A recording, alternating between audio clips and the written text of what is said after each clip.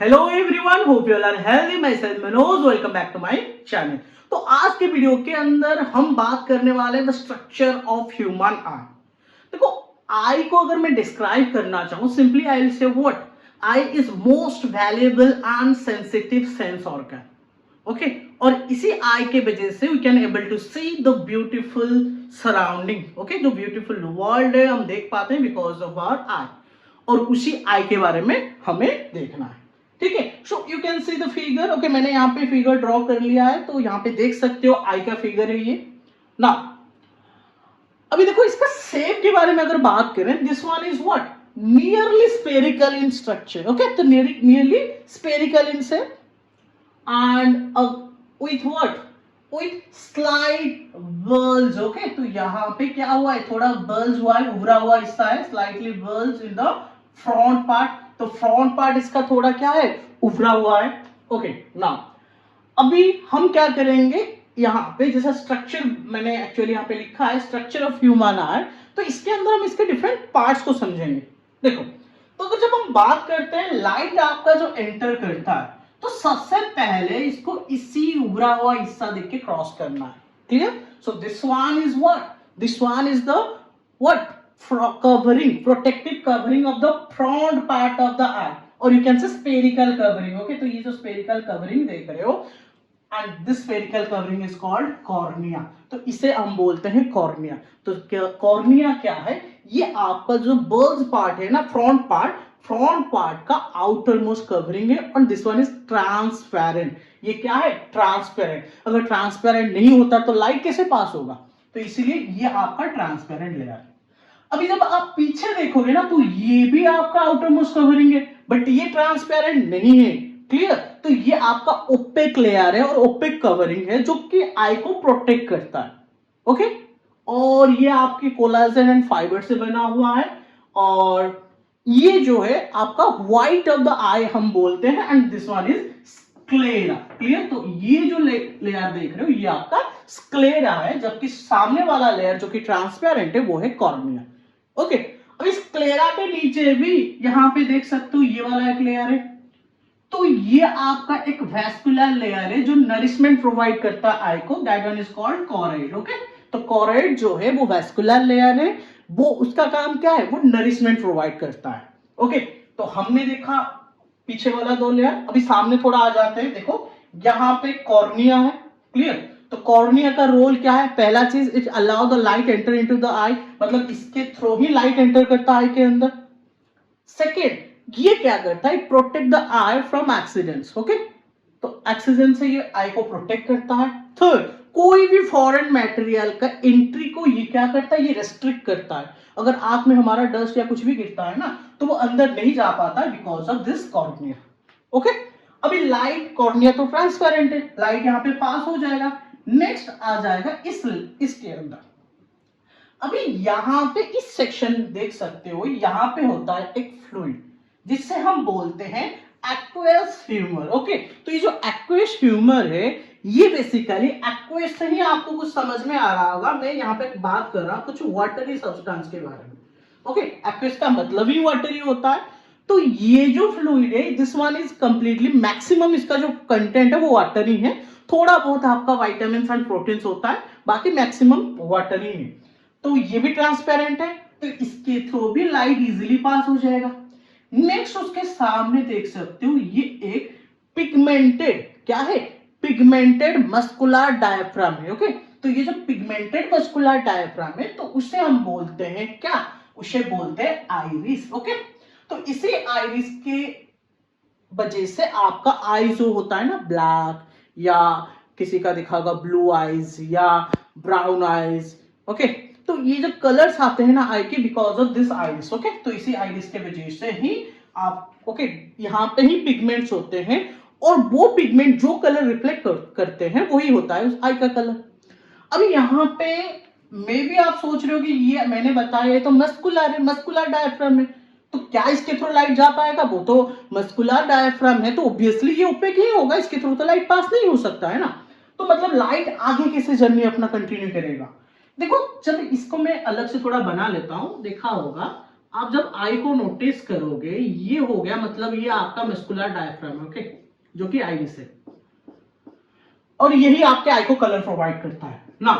बीच में मैंने क्या किया है, यहां पे बीच में आप अगर देखोगे डार्क कलर का एक होल मिलेगा, ठीक है।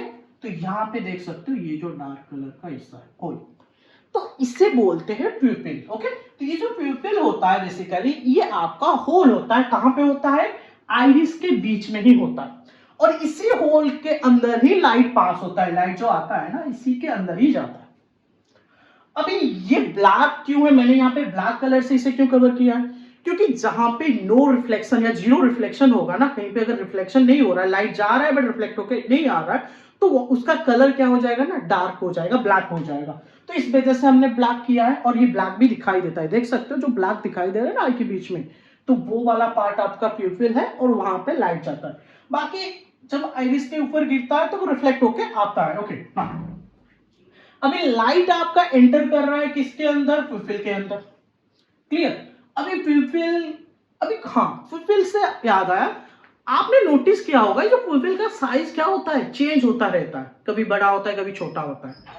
जब आप क्या करोगे, दोपहर में बाहर से घर पे आओगे तो थोड़ा आपको क्या दिखाई देगा, आपके आंख के सामने लाइट्स ऑन होंगे घर पे बट फिर भी थोड़ा डार्क ओके दिखाई देगा। रीजन क्या होता है, क्योंकि जब बाहर आप धूप में रहते हो तब लाइट का इंटेंसिटी ज्यादा होता है, और ज्यादा इंटेंसिटी होने की वजह से जो प्यूपिल का साइज है वो क्या हो जाता है, रिड्यूस हो जाता है। मतलब आपका आइरिस क्या करता है, ये प्यूपिल का साइज, ये जो सर्कल का साइज को क्या कर लेता है, छोटा कर लेता है, ठीक है। तो इसको छोटा कर लेता है, क्यों करता है ऐसा, इसका रीजन ये है, जब आपका आई किसी स्ट्रॉन्ग लाइट रेज में एक्सपोज होगा तो उसके कंटेक्ट में आएगा, तब अगर स्ट्रॉन्ग रेज ऑफ लाइट, अगर ज्यादा इंटेंसिटी लाइट आपके आई के अंदर जाएंगे तो ऑब्वियसली वो क्या करेंगे, आई के सेल्स को डैमेज कर सकते हैं। इसी वजह से उन्हें प्रोटेक्ट करने के लिए ये जो आइरिस है ना, ये प्यूपिल का साइज चेंज करता रहता है। ज्यादा इंटेंसिटी ऑफ लाइट है तो साइज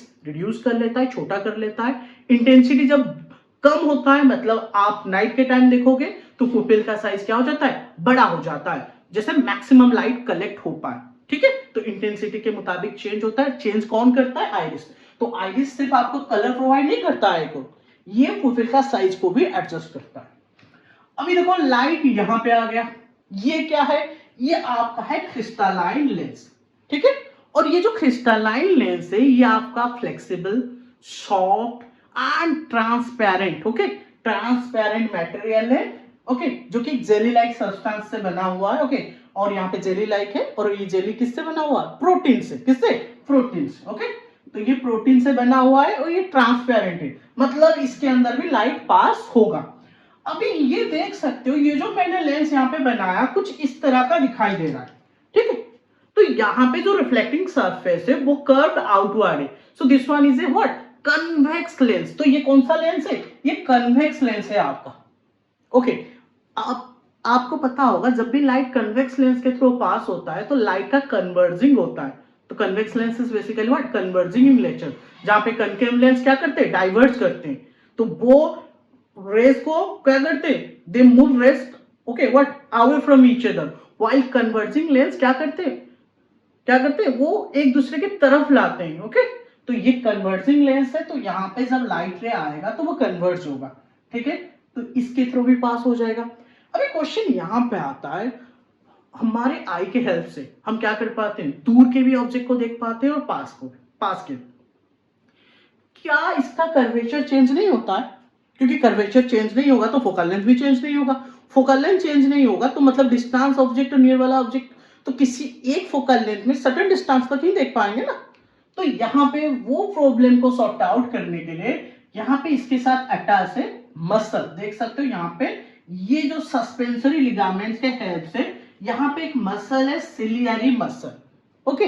तो यही सिलियरी मसल क्या करता रहता है, पहला चीज ये लेंस को आपका लेंस को यहाँ पे होल्ड करके रखता है, ओके, उसके पोजीशन में। सेकंड क्या करता रहता है, इसका जो ओके कर्वेचर है ना वो चेंज करता रहता है, मतलब कभी थिकनेस इसका लेंस का बढ़ा देता है, कभी लेंस को फ्लैट कर लेता है, जिसके वजह से उसका कर्वेचर चेंज होता है। और कर्वेचर चेंज होने के वजह से इसका क्या होता है, इसका फोकल लेंथ भी चेंज होता है, तब हम क्या कर पाते हैं, इजीली डिस्टेंस वाले ऑब्जेक्ट एंड पास वाले ऑब्जेक्ट को भी देख पाते हैं। ठीक है, तो ये एडजस्टमेंट जो होता है किसके वजह से होता है, इस सिलियरी मसल्स के वजह से होता है। क्लियर, ये हो गया।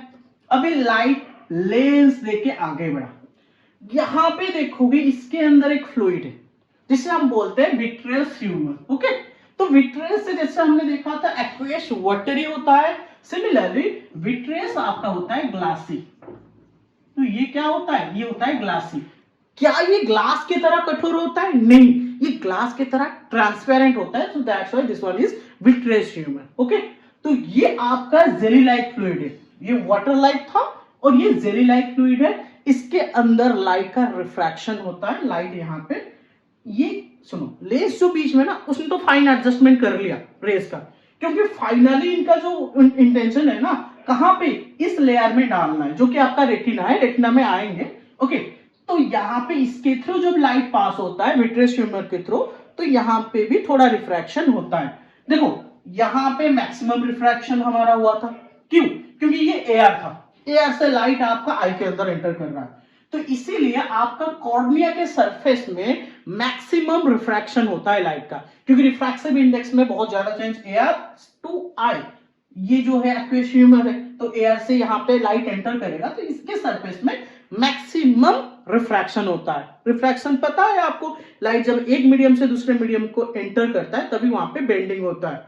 ओके, तो वो होता है रिफ्रैक्शन। देन अगेन यहां से जब इसके अंदर जाएगा तब भी रिफ्रैक्शन होगा, लेंस से यहां पे जाएगा तब भी रिफ्रैक्शन होगा, क्योंकि ये भी आपका क्या है, जेली लाइक फ्लूइड है।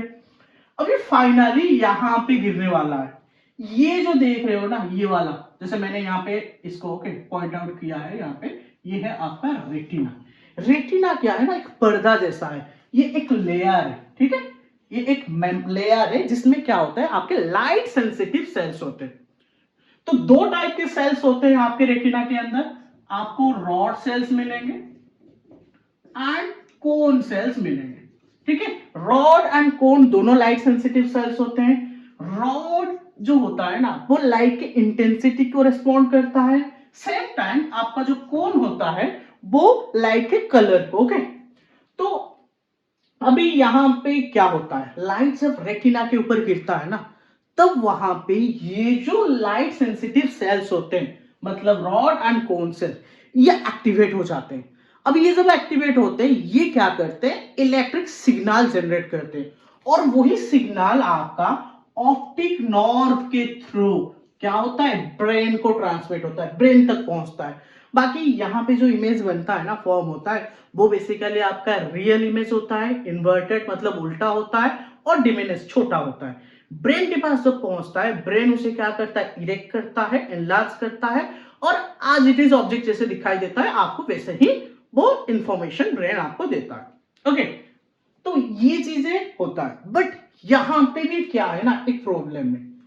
ये पार्ट देख रहे हो, ये पॉइंट, यहां पे क्या होता है, यहां से ऑप्टिक नर्व आई से निकलते हैं, तो जिस पॉइंट में ऑप्टिक नर्व जो है एग्जिट करते हैं आई से, उस पॉइंट में आपको कोई भी रॉड सेल या कोन सेल नहीं मिलेगा। यहां पे लाइट सेंसिटिव सेल्स है ही नहीं, अभी लाइट सेंसिटिव सेल्स है ही नहीं, तो अगर यहां पे लाइट रेज आपका आके किसी भी रीजन की वजह से गिरता है, तो वहां पे क्या होगा, उसका तो इमेज फॉर्म होगा ही नहीं। अगर इमेज फॉर्म नहीं होगा तो वहां पे अगर लाइट रेज गिरते हैं तो आपको दिखाई नहीं देगा। That's why this spot is called blind spot. इसे हम क्या बोलते हैं, ब्लाइंड स्पॉट। तो ये था complete diagram of human I.